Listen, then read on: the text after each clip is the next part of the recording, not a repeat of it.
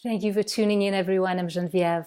And today we're going to talk about the covert narcissist. And by covert, we mean a type of NPD who is much more under the radar. Their approach is much more stealth, which is making the detection of their specific characteristics much more difficult.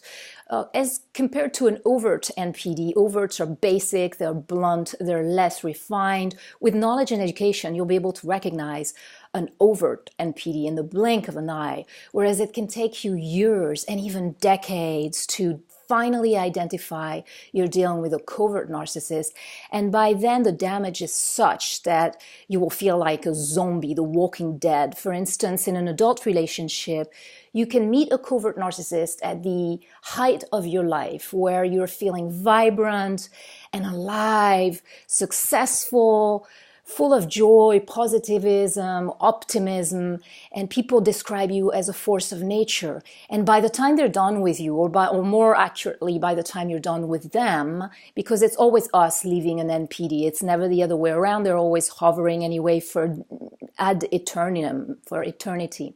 So by the time you're done with them, you will feel so robbed of strength, of truth, of your sense of identity, of your sense of self, of your sense of confidence, that you will literally feel like the walking dead. So on the outside, the covert narcissist will play the role of the saint, the martyr, or the victim. It's the saintly illusion. People will describe them in terms as, oh, but he's such a nice guy, or she's so selfless, giving, and generous, when in fact behind closed doors, they're domineering tyrants, and they slowly corrode and erode your sense of self, your reality, your confidence, and your strength. They will leave you with anxiety, depression, loss of truth, loss of reality. They, as with overt narcissists, have a complete inability to feel empathy, true caring. So what they're presenting you initially, and for quite a long time, they can hold that for a very long time, much more than the overts can, is false empathy, false caring, that false well-meaning mask. But you'll notice over time that their words and actions do not match. And again, you're entering a domain that is known as emotional or psychological warfare that will leave you feeling unsafe, apprehensive, frightened, and completely robbed of your ability to trust both yourself and others. Many people around the world describe the covert narcissist as a wolf in sheep's clothing. And in my personal opinion, that's a completely misleading label, because those who know wolves as animals will know that wolves are pack animals who are fundamentally loyal, warm, bold, friendly, courageous, ethical, honorable. They have this incredibly deep and profound ability to make strong, lasting, loyal emotional attachments to the peril of their own lives. They will endanger their lives to protect you, or protect those they are bonded with, which are none of the traits of the NPDs. So I think the label would be much more accurately described as a snake in scarf's clothing, for instance, something that you initially think is, or imagine is, warm and kind and soothing and comforting, that you'll gently wrap around your neck and ends up choking you to death, because they're biologically incapable of true empathy and true bonding. So in terms of commonalities, as NPD spectrum, they do have some commonalities, a lot of commonalities with the overt NPDs. They're pathological liars with zero empathy, zero ability to relate and comprehend the suffering of others, including their own children. Their empathy is false and fabricated. They will watch you suffer with almost noticeable pleasure, when total strangers will rush to your aid when you're in peril. That actually is called Schadenfreude, from the German's term that is describing a sadistic pleasure in witnessing others' pain. They have no integrity, they have no moral code, no honor. Their promises are always false promises. They're highly manipulative and profoundly destructive, will leave you stripped of your sense of self.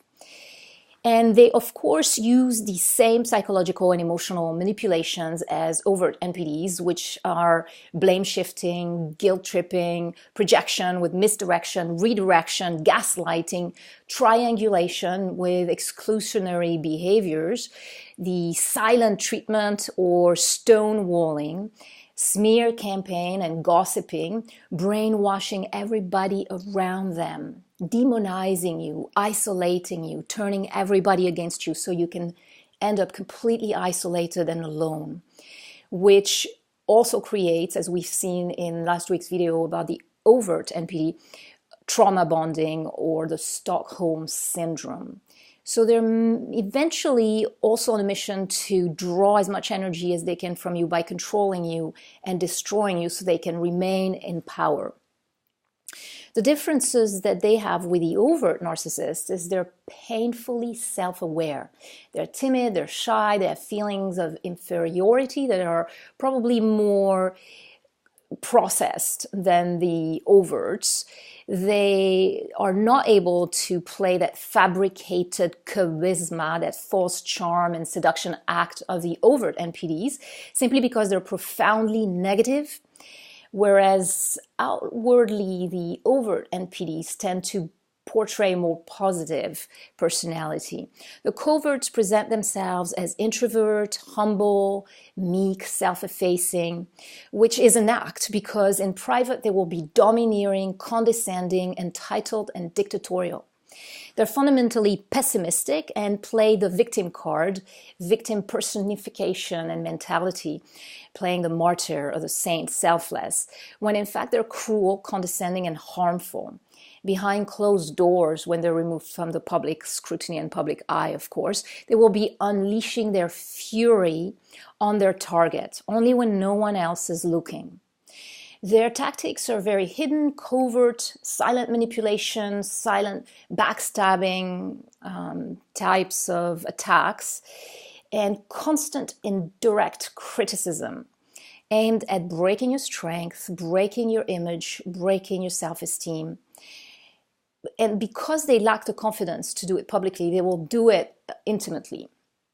They carry a lot of anger, a lot of bitterness, and a lot of resentment. They are also typically envious and jealous of others. They're displaying a massive hypocrisy with their indirect and underhanded hits, stabs, and criticism. They do not have the courage and the boldness to perform their actions in public. However, they tend to be more cerebral and more intellectual than the overts who are more basic or more somatic. The brain of the overt NPD is more reptilian or Neanderthal, if you wish, whereas the covert will be more cerebral and intellectual. They display a higher degree of intelligence than the overt in keeping their cruelty under the radar, which is why you can identify an overt NPD very rapidly when you know the characteristics of the disorder, whereas it might take you 10, 20, or 30 years or more while you're attempting to please or appease a covert NPD to finally realize who you're dealing with. And in that way, they're extremely harmful because by the time you comprehend who they are, you will be entirely robbed of strength, image, self-esteem, and left like an empty shell, basically. They're destroying the ego. They're destroying the personality. In terms of their harmful effects, they're fundamentally passive-aggressive manipulations of others. They're cold, controlling, and highly manipulative. They will typically withdraw, they'll sulk, they'll use the guilt, shame, and blame in order to control you and make you feel awful, basically. They will use the silent treatment as a form of punishment to ignore you or punish you. They typically blame others for their own failures and never take responsibilities for their actions. They are the master at the exclusionary behavior, which is a form of triangulation. They will pick for instance, if we're talking about a parent here, they will pick a golden child and embark on a mission to exclude and destroy that child, turning that child into a scapegoat. And that child is usually someone that's very highly empathic, loving, and hypersensitive. And they will spoil their golden child, the chosen child, who can do no wrong, while withdrawing and withholding their affection, their love, their attention, and every possible thing from the scapegoat, which is someone in a position of vulnerability that will be tyrannized, serving as a punching bag or a shock absorber for their rage. It's a form of sadistic covered anger and punishment. They believe they have the right to punish and destroy others, exerting vengeance by punishing and lashing out at their perceived enemy or scapegoat. And they will misuse their power to demean, confuse, and harm you in a malignant manner, which is obviously profoundly destructive. The effect will leave you in profound distress, emotional and psychological abuse. You will have a distorted version of reality, a total loss of self-esteem and self-worth.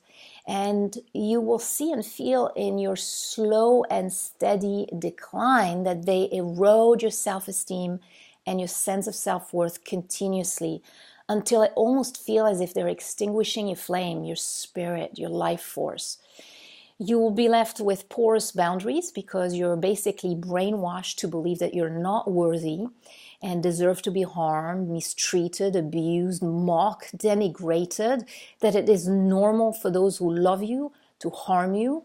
And as we've seen in the previous films, that leads to repeat abuse in adult life or repeat abuse in further life.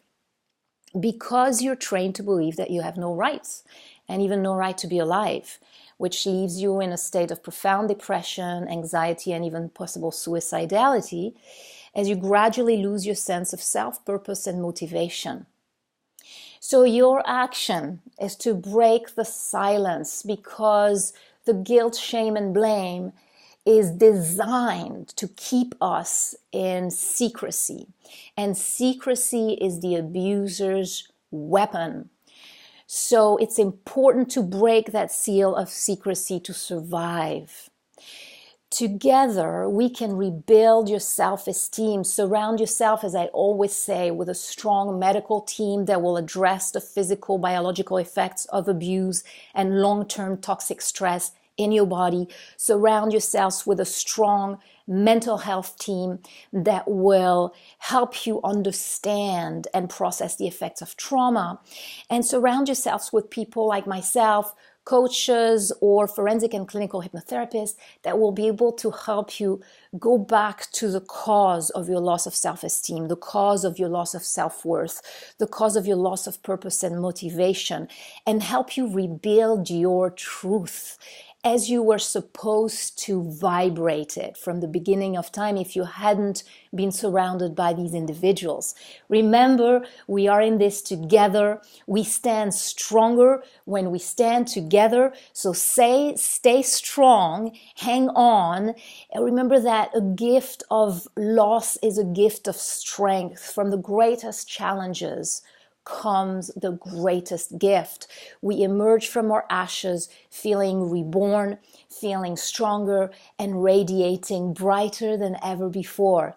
Thank you for tuning in, everyone. Please share your comments underneath the video so you can become a part of this community and share the message. This is an important topic. We need to raise awareness on the subject of rebuilding your truth, saying no, zero tolerance for violence, no matter in in what forms it comes, whether it's physical, mental, or emotional. Zero tolerance for violence, and standing stronger as an army of truth and an army of light. Thank you for tuning in, and I look forward to seeing you in next week's video. Until then, ciao for now.